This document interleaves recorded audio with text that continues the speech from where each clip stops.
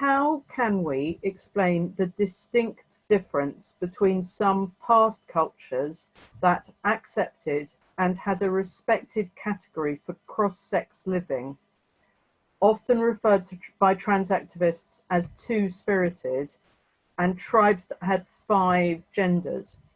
And how can the trans agenda, and how the trans agenda is playing out in today's rape culture? It's confusing. What can I say? For many people in our community, it's confusing, but it's becoming like more like fashionable in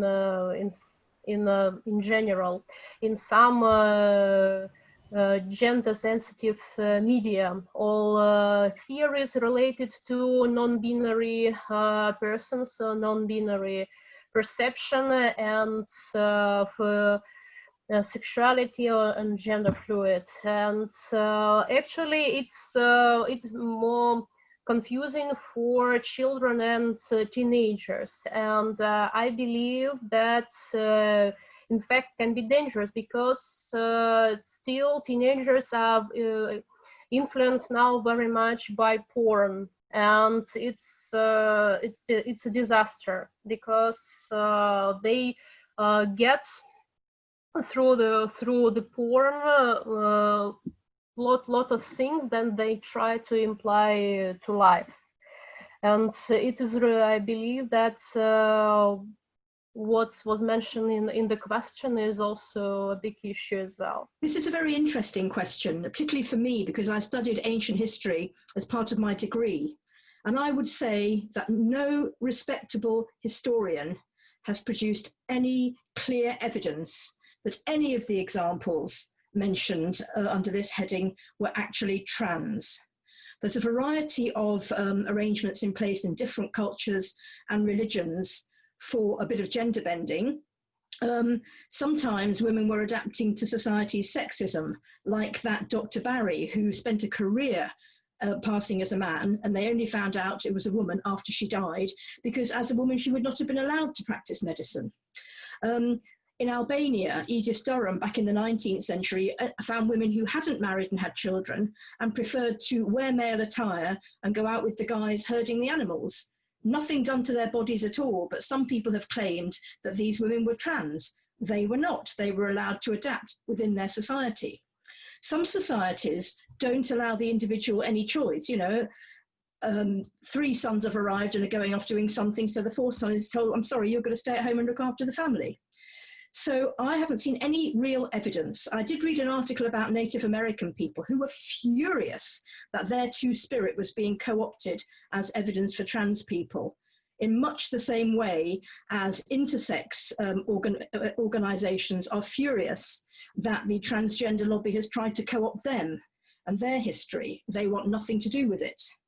You may get the odd historian who cares more for their career than for historical truth, just like we get the odd scientist who does that, like Professor Alice Roberts, the chair of Humanism UK, who, despite needing to know better because of her background, she takes the trans dollar and enjoys having an important position in society. You may get some historians like that. I would say, if you come across one, look very carefully at the exact wording they're using. Are they just saying, yes, maybe this could happen, in which case they're just keeping everybody happy? But if you see any actual claims that there is sufficient evidence to believe that these people were trans, then I would challenge it. And I would ask them for their evidence, I would ask them for their references, and I would challenge it. In history, obviously a lot of evidence has passed away in history. It's very easy to guess and say maybe. The absence of evidence doesn't necessarily prove that something wasn't there, but also evidence has to come up to certain standards before you can reasonably draw the conclusion that something actually happened. So I'm very skeptical about this. I'll just throw in the fun example of the cult of Cybele back in ancient Greece, where the men used to get into a frenzy, dancing and cut off their genitals. And, you know, actually you could look at this as a sort of, you know, reducing harm reduction strategy, really, couldn't you, in a society where rape is rife? So there are examples like that. They need to be looked at very, very, very carefully. The reason I brought the question up is because I get that argument thrown at me from time to time. And the basic difference is that in cultures that did have a place for cross-sex living that was respected, there was no lie involved. Transgenderism is a lie. You cannot trans from one sex to the other. So the whole foundation of the lie just did not exist in past cultures. It was like, oh, well, there are actually words in some, I think it's in the Yucatan, there's a tribe where it has a word that translates to man who feels like a woman, or man who wants to be a woman. So there's no lie in that. It's like, he wants to be a woman, he wishes he was a woman. And so, you know, okay, well, he can do the women's work and be with the women and do what women do and whatever the roles were with that culture. So things like that are completely different than what's playing out in rape culture, which is the aggression and the lie that a man can be a woman, and the misogyny, you know, it's just rife with misogyny and force.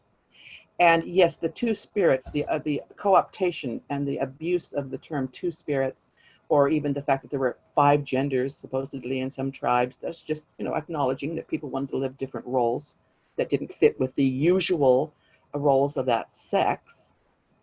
But sex was always sex. It was the same sex. There was no transing. I spoke with Louisa Tisch, who is a well-known elder in the women's spirituality community, has a number of books out, and she's from the, she's an Ifa, a chief in the Yoruba tradition and the Ifa tradition. And she said that the elders would decide if someone was in that liminal space and was to be honored as a special person who could kind of live between the understanding of the sexes. But there was no change of sex. There was no lie involved. And the elders would decide. So that's just another piece. Of course, it varied greatly from culture to culture. There are multiple cultures, multiple tribes. So we can't just make a generalization, but we can make the one generalization that is not based on a lie. So to me, it's a sort of fetishism, like same in these cultures, but fetishism, it's not only something that's erotized, it's also a part of theology, and I guess in this case it crosses a form of religion, idolization, maybe obsession. Same with two-spirited phenomenon, and I was so confused when I saw that they added two-spirited in the gender list of the genders. I guess that's about in this societies there were people taking a role of the other group to acknowledge yourself to the opposite sex by the occupation of the opposite sex for like a women job and so on, and appearance accessories and or appearance accessories. But again, it's a very, very controversial argument, because again, it goes against the desire to fight with gender roles and their attachment to sex.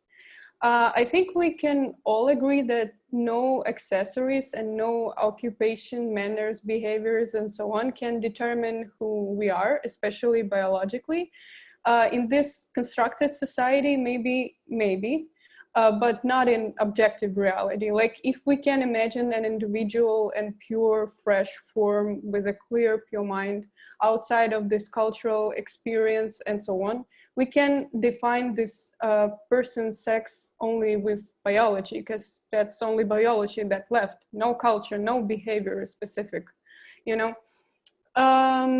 Concerning rape culture, on the previous meeting, we were talking about coercive rape via gaslighting lesbians to have sex with trans-identified persons, males. And I was stumbling upon some comments of women who were experiencing, for example, trans people joining their, you know, like common shower rooms in the gym or something. and they were experiencing how those trans-identified persons were looking at them, and especially for women who experienced sexual violence, it was so hard. And I was so shocked when I saw them, feeling guilt because they are uncomfortable. So, person with a dick looking at them naked in the shower, because I feel like all this trans ideology is about gaslighting women in feeling guilt. So because they can't acknowledge a woman with a dick, So yeah. Also, a very important point. It's got me thinking when I was reading about trans violence in women prisons. It's when trans-identified person, trans women, rapes a woman, it's like in the statistics, is a women rape women, because men don't want to take responsibility for raping. And about rape culture, I think that's a very big part of the rape culture. So now they want to switch this responsibility on women who are men, in fact.